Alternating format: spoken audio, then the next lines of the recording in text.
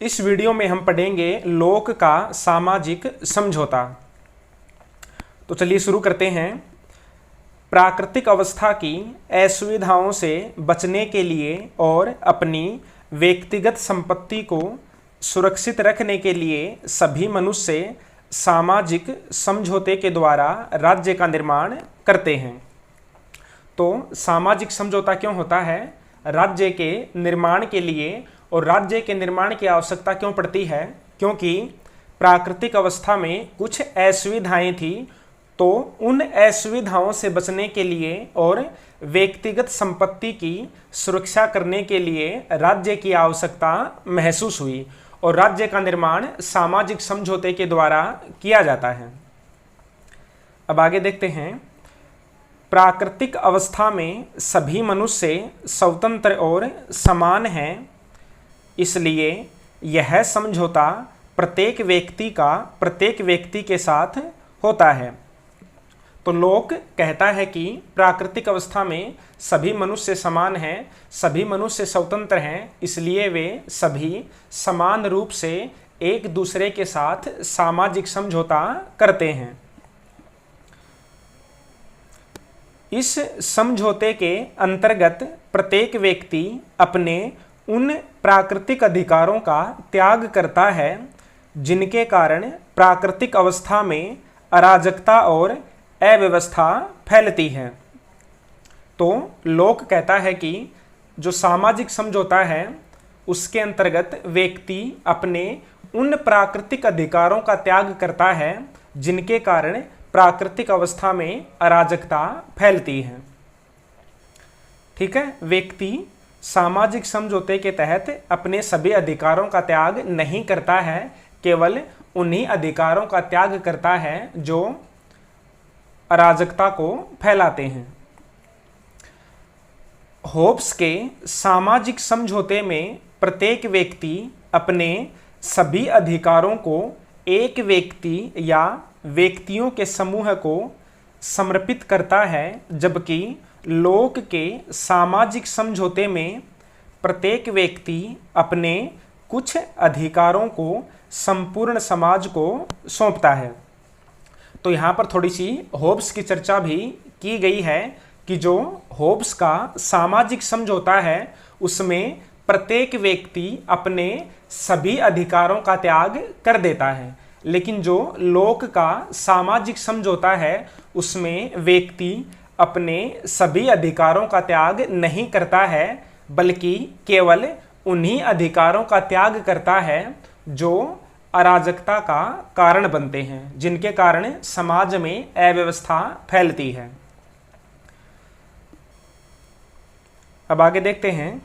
व्यक्ति अपने जिन अधिकारों को समाज को समर्पित करता है वे हैं प्राकृतिक नियमों की व्याख्या करने का अधिकार, उनको क्रियान्वित करने का अधिकार और उनको भंग करने वालों को दंडित करने का अधिकार। तो जो प्रत्येक व्यक्ति है वह सामाजिक समझौते के तहत ये 3 प्रकार के अधिकार त्याग देता है। कौन कौन से? एक तो प्राकृतिक कानूनों की व्याख्या करना, प्राकृतिक कानूनों को क्रियान्वित करना या उनको लागू करना, और जो लोग प्राकृतिक कानूनों का उल्लंघन करते हैं उनको दंड देना। ये 3 अधिकार व्यक्ति अपने पास नहीं रखता है, इनको त्याग देता है। ये कार्य सामाजिक समझौते के बाद राज्य के द्वारा किए जाते हैं। तो ये जो 3 कार्य हैं, प्राकृतिक कानूनों की व्याख्या, उनको लागू करना और उल्लंघन करने वालों को दंड देना, ये 3 कार्य व्यक्ति त्याग देता है और इन कार्यों को फिर कौन पूरा करता है? राज्य पूरा करता है। व्यक्ति अपने जिन अधिकारों को राज्य को सौंपता है उनके बदले में उसको राज्य से जीवन, स्वतंत्रता और संपत्ति के प्राकृतिक अधिकारों की सुरक्षा की गारंटी मिलती है।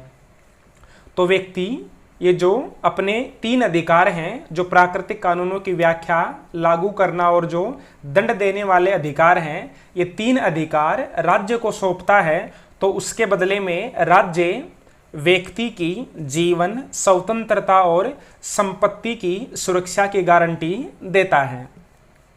तो इस प्रकार राज्य का कार्य क्या है?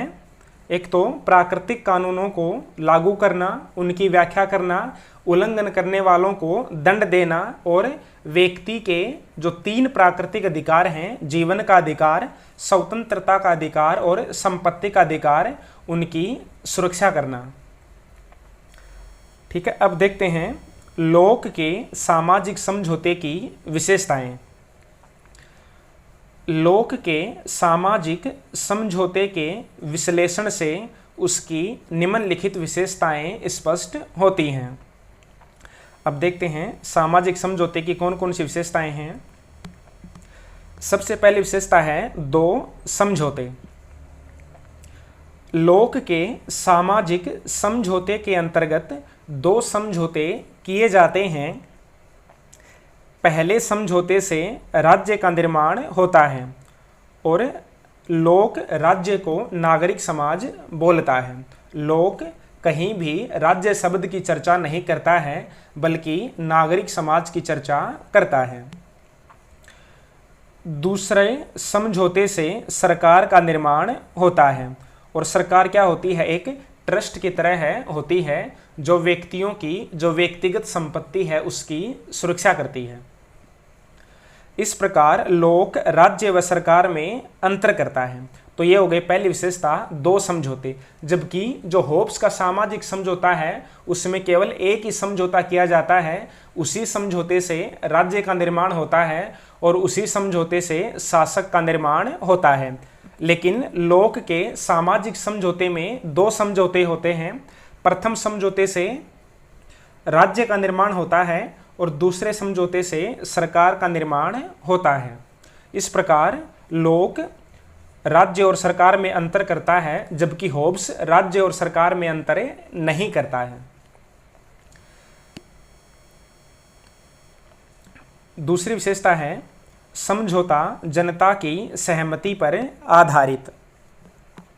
लोक का समझौता एक सर्वसम्मत समझौता है जो जनता की इच्छा और सहमति पर आधारित है।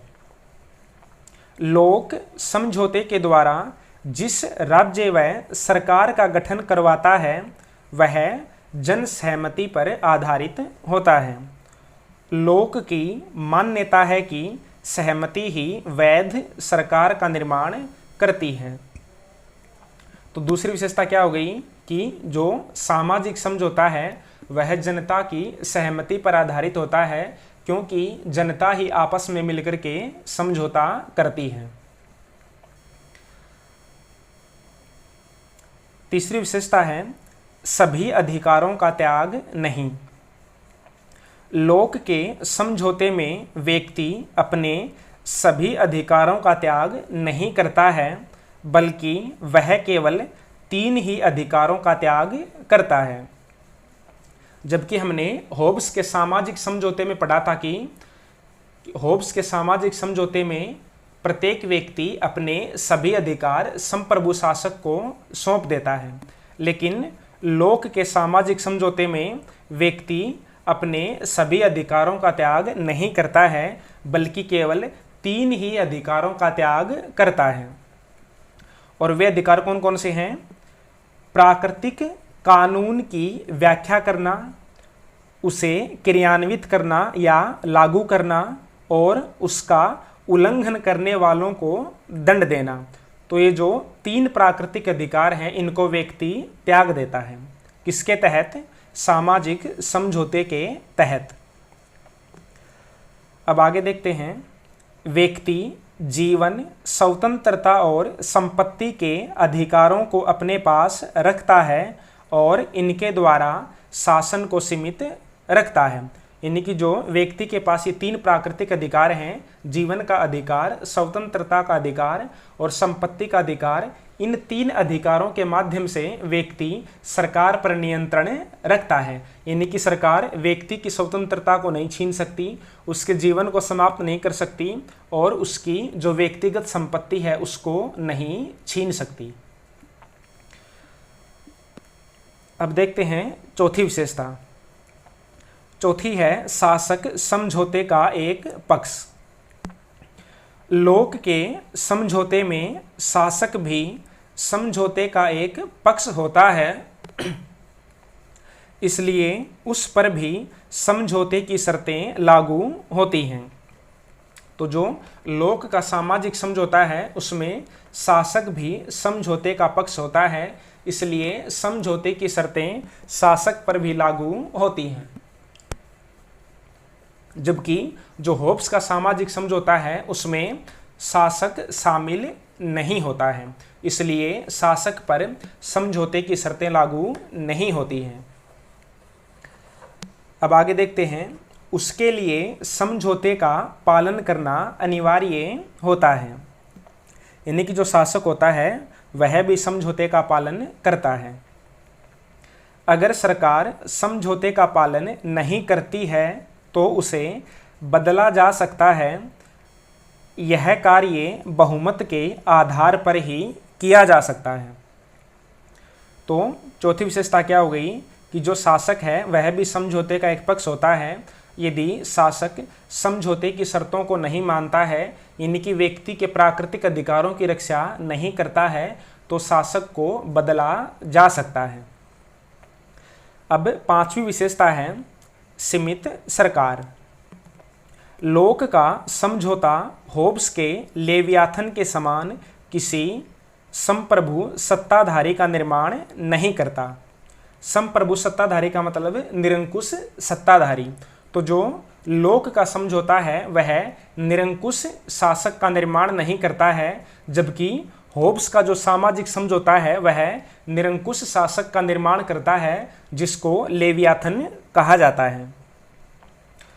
लोक का समझौता एक ऐसे राज्य का निर्माण करता है जिसके शासक राज्य के प्रतिनिधि होते हैं और जिनको सभी शक्तियां जनता से प्राप्त होती हैं। यानी कि जो शासक होते हैं वे जनता द्वारा ही चुने जाते हैं। लोक सीमित संप्रभुता की स्थापना करता है। तो जो सीमित सरकार होती है उसका मतलब होता है सीमित संप्रभुता, जबकि जो होब्स है उसकी संप्रभुता कैसी है? निरंकुश संप्रभुता। और लोक की कैसी है? सीमित संप्रभुता। और जो हमने रूसो पढ़ा है उसकी कैसी है? लोकप्रिय संप्रभुता। अब देखते हैं छठी विशेषता। छठी है बहुमत का शासन। लोक का सामाजिक समझौता शासन को किसी निरंकुश सत्ता को न सौंपकर बहुसंख्यकों के हाथ में सौंपता है। वह बहुमत के शासन का समर्थन करता है। लोक का कहना है कि कोई भी समुदाय अपना कार्य अपने सदस्यों की सहमति द्वारा ही कर सकता है। तो छठी विशेषता क्या है कि लोक बहुमत के शासन में विश्वास करता है, यानी कि जिस तरफ अधिकांश लोग होंगे वही चुनाव जीतेंगे और फिर वही सरकार बनाएंगे। सातवीं विशेषता है समझौता अल्पसंख्यकों को मान्य।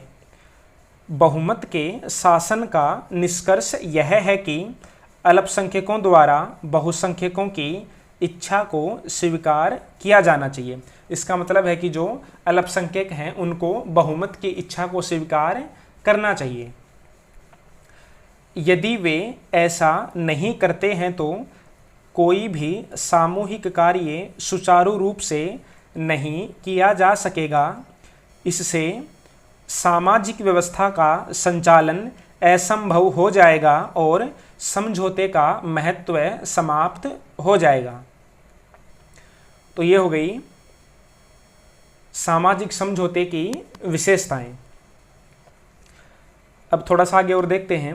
लोक अपने सामाजिक समझौते में जनता को क्रांति का अधिकार भी देता है।